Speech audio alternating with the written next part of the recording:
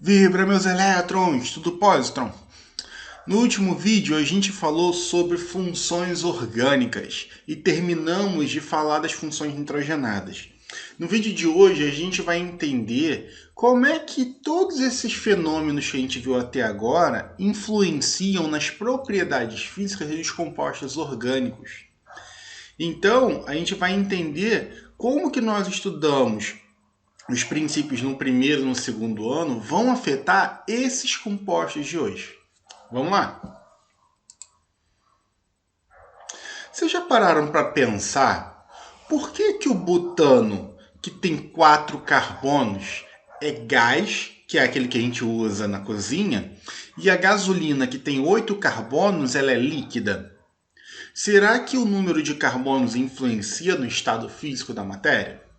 Ou existe mais algum fator que vai mudar essa característica?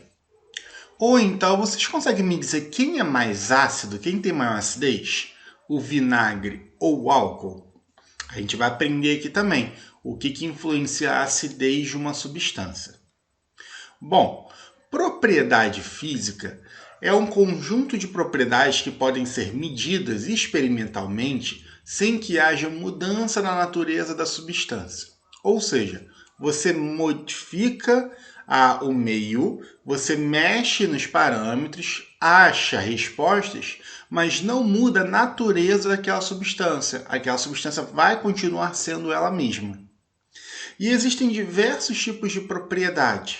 Por exemplo, ponto de fusão, ponto de ebulição, acidez, basicidade, polaridade, solubilidade. Então, o que está acontecendo? A gente está vendo, está verificando várias propriedades dentro desses compostos orgânicos. E a gente vai tentar entender um pouquinho de cada uma delas. Beleza? Quais são as propriedades que vão influenciar nesse comportamento das substâncias? Ou seja, quais características que influenciam no comportamento físico-químico das substâncias? Primeiro, tipo de ligação. Então, as ligações químicas influenciam diretamente na substância. Por quê? Porque dependendo do tipo de ligação, a gente vai estar atrelado à geometria molecular e às interações intermoleculares. Então, tudo vai dependendo do tipo de ligação que a gente tem ali. Depois, se essa molécula vai ser uma molécula polar ou não. O peso molecular, ou seja, o tamanho dessa molécula. Moléculas grandonas se comportam de maneira diferente de moléculas pequenininhas. E além de temperatura e pressão. Então, assim, só fazendo um pequeno resumão do que a gente precisa saber para esse conteúdo. Se vocês não lembrarem, eu vou deixar aqui embaixo uns vídeos sobre esses temas. Tranquilo? Então, assim, ligação química. Quando a gente fala de ligação química, eu posso falar de ligação iônica, covalente ou metálica. O que é isso? Ligação iônica é quando você tem o quê? Doação e compartilhamento de elétrons. Então, aqui ó, você tem o quê? Doação ou recebimento. Você recebe elétrons. Já a ligação covalente, você compartilha elétrons. Você compartilha elétrons. Já na ligação metálica, existe o quê? Aquela nuvem eletrônica. Nuvem de elétrons. Quanto à geometria molecular, ela pode ser o quê? Linear, angular, trigonal plana, tetraédrica, piramidal ou octaédrica. O que acontece? Na linear, qual é a ideia? Você tem o quê? Você tem moléculas que formam apenas uma linha. No angular, você tem uma geometria onde essas moléculas formam o quê? Um certo ângulo.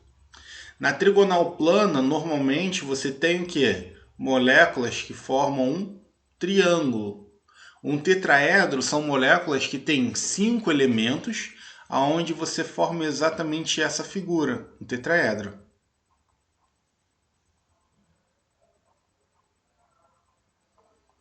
A piramidal é quando você tem o quê? 4 elementos, tá? E esses elementos, o átomo central, ele tem um parzinho de elétrons soltos. E o octaédrica, ela é o quê? É também chamado de bipiramidal, que você tem o quê? Você tem uma pirâmide para cima e para baixo. Polaridade das ligações. Essas ligações, elas podem ser polares ou apolares.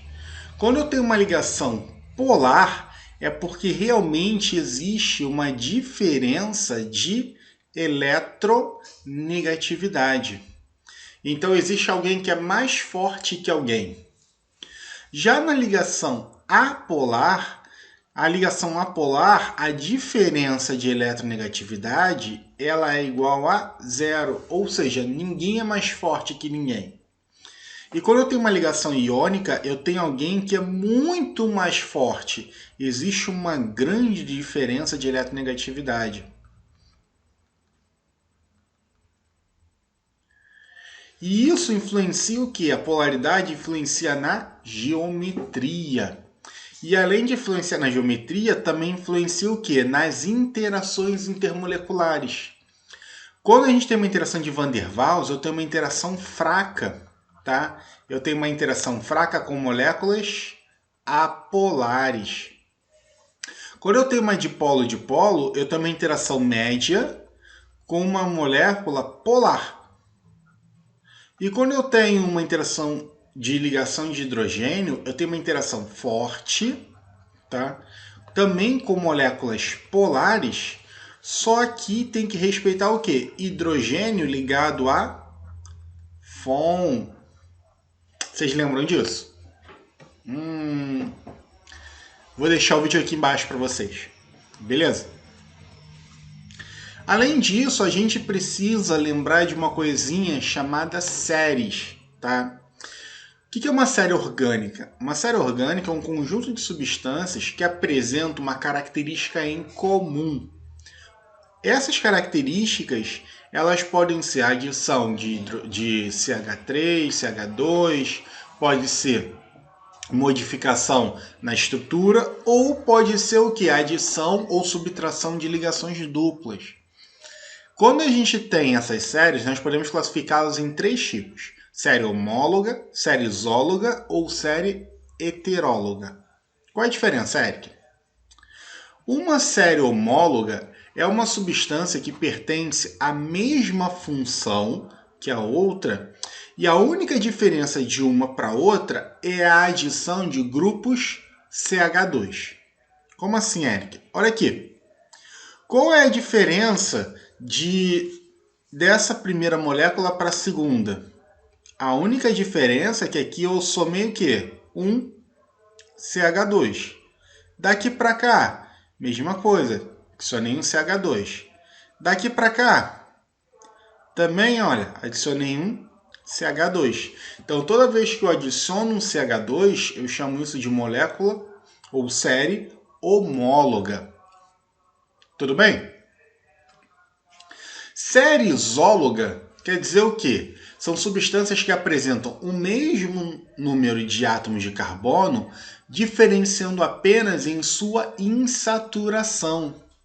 Ou seja, daqui para cá, olha, o que acontece? Daqui para cá, a gente tem o quê? A gente tem uma ligação a mais, ou seja, eu adiciono uma ligação entre carbonos. Então eu passo de alcano para alceno. E daqui para cá, Eric, mesma coisa. A gente passa de alceno para alcino, então eu adiciono uma ligação. Como assim? Ó, alcano, ligação simples. Alceno, ligação dupla. E alcino, ligação tripla.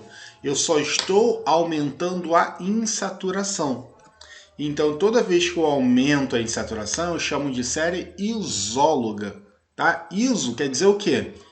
Mesmo, igual. Então, eu tenho uma série onde o número de átomos é o mesmo, tá?